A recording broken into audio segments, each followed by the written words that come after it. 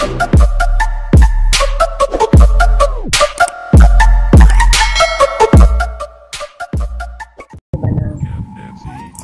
ay bigay lang sa akin.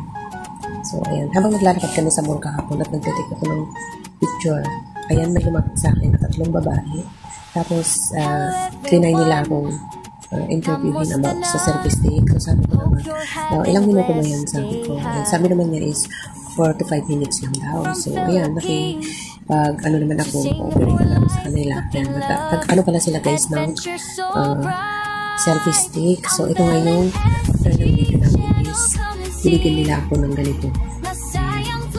At titignan natin yung quality ng selfie stick nila dahil mataas siya guys. Tignan nyo.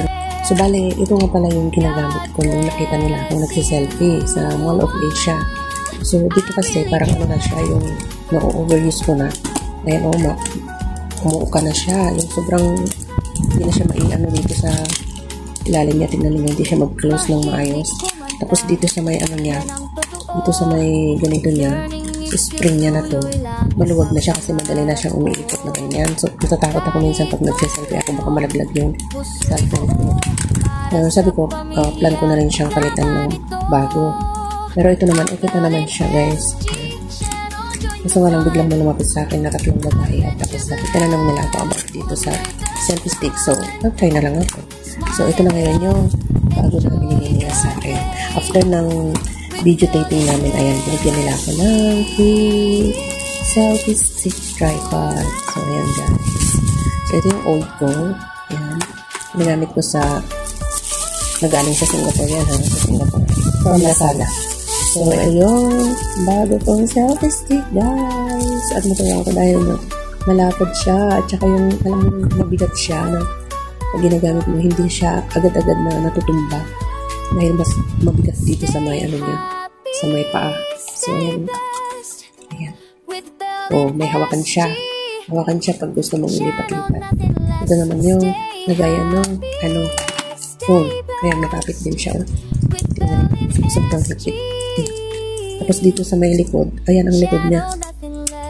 Magkaiba sila doon sa isang gamit ko na maliit lang siya. Ayan, naka-screw siya. Ayan, gaan siya. So, madali siyang i-ganon. So, open natin at sobrang haba nga guys. 6 feet. Ayan, sobrang haba guys. Ayan, mahabang haba guys. Kaya, lampas pa sa akin to guys. Kaya sabi ko, tutuwa ako dahil finally kahit hindi na ako bumili dahil na libre na ito. Eh, diba? So, ayan. Ito yung, ano mo guys, yung tripod niya. Mas malaki yung, ito niya kaysa yung old na tripod ko. Tignan mo.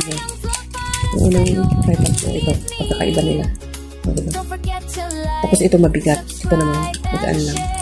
So, ayan yung, ano guys, naging, ano ko lang dito sa tripod. At tuwan ako dahil, libre siya guys. Hindi ko alam kung magkano ang original price nito. Basta nung binigay sa akin is, tuwan-tuwa na ako kasi gumawa lang naman ako ng simpleng video. Parang nirate ko lang yung, ano nila, yung selfie stick video nila. So, yun guys. Ito ang aking napakaganda na AVDOS. Ayun, AVDOS selfie stick. Yan, thank you so much guys for watching. May magagamit naman akong pang selfie dahil adik ako sa selfie. Bye!